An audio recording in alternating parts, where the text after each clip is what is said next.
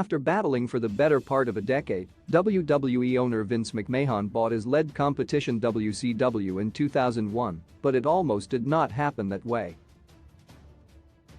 Beginning with the emergence of Hulkamania and the purchase of what would become WWE by McMahon from his father in the mid-1980s, the company became the clear standard-bearer for American professional wrestling.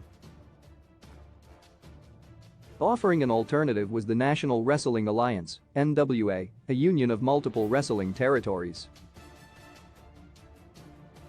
Over time, Jim Crockett Promotions became the lead territory of the NWA, playing host to legendary world champions like Harley Race, Ric Flair and Ricky Steamboat.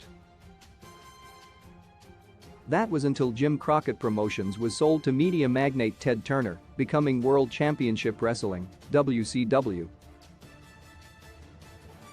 WCW was seemingly content to play second fiddle to WWE until ambitious executive Eric Bischoff rose to power in the mid-1990s.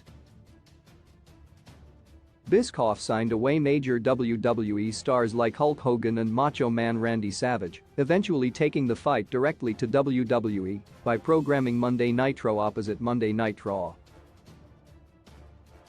Beginning with the historic formation of the NWO faction and lasting for about 2 years, WCW and WWE were neck and neck, with WCW even sometimes clearly pulling ahead. As Bischoff loves to point out, Nitro beat Raw in the Monday Night War for ratings for 83 weeks straight. Sadly, bad management at the corporate level, Bischoff being forced into a lesser role, and bad creative from incoming WWE writer Vince Russo sent WCW into a tailspin from which it never recovered.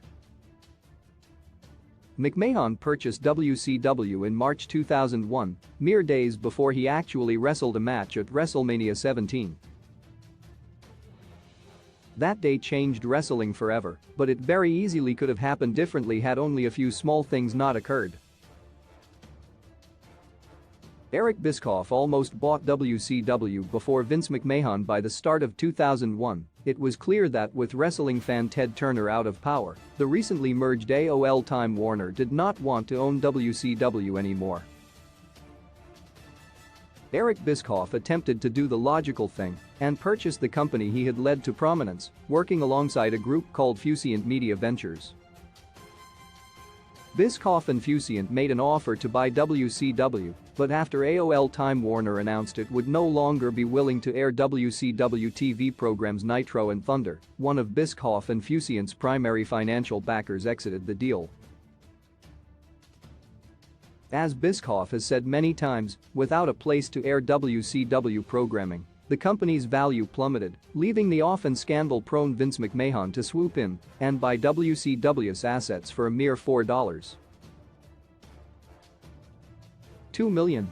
However, if Bischoff and Fusient had bought WCW as planned, the entire wrestling world of 2022 could look different. With WCW still around, the WWE Network may never have happened. WWE Network's current status as a subsidiary of the Peacock streaming service, at least in the U.S., may annoy some, but it cannot be understated how much it changed wrestling as a business. Before WWE Network, WWE pay-per-views cost $50 to $70 per show, with sometimes more than 12 events a year. On the network, all pay-per-views were included in the $9.99 monthly fee. While EU may still charge big bucks for pay-per-views, it only does 4 to 5 a year. If Eric Bischoff had bought WCW and kept it going, the WWE Network likely would have never even happened, as instant access to nearly the entire WCW tape library complete with bizarre RoboCop cameo was a huge selling point to wrestling diehards. Without WWE Network's creation, wrestling would be a different beast in 2022 than it is, to be certain. EU might still exist, but probably not today. WWE's closest, although still pretty distant, competition in wrestling is All Elite Wrestling, EU, headed up by billionaire Tony Khan.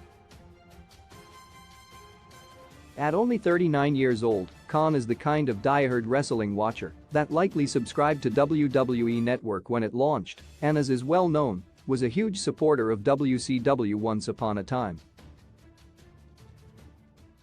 Khan's love and respect for WCW is apparent on-screen due to his treatment of WCW legends like Sting, Arn Anderson, Dustin Rhodes, Tully Blanchard and Diamond Dallas Page, as well as shows airing on TBS and TNT.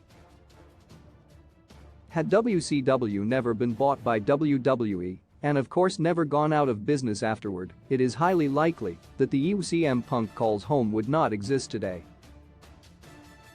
Without the WCW-shaped hole to fill, Khan may never have felt the need to get into the wrestling game, depriving wrestlers and fans of all the great moments he has provided. The Monday Night War may never have ended, but wrestling still would have lost popularity. Professional wrestling as a whole has never been hotter than during the Monday Night War era of the late 1990s and early 2000s, with Stone Cold Steve Austin giving WWE a new attitude, and then Woe redefining cool and selling mountains of t-shirts. If WCW had never died, it is possible the Monday Night War may never have ended, with Raw and Nitro remaining rivals in perpetuity.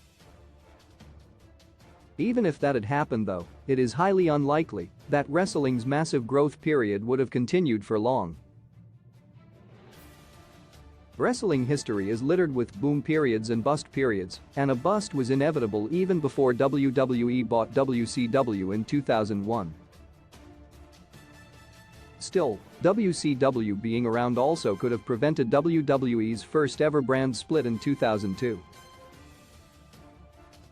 Why pro wrestling would be better if WWE had never bought WCW, regardless of all the other things that may have gone down differently. If WWE had never bought WCW, it is a near indisputable fact that the wrestling business is worse off 21 years later than it was in 2001.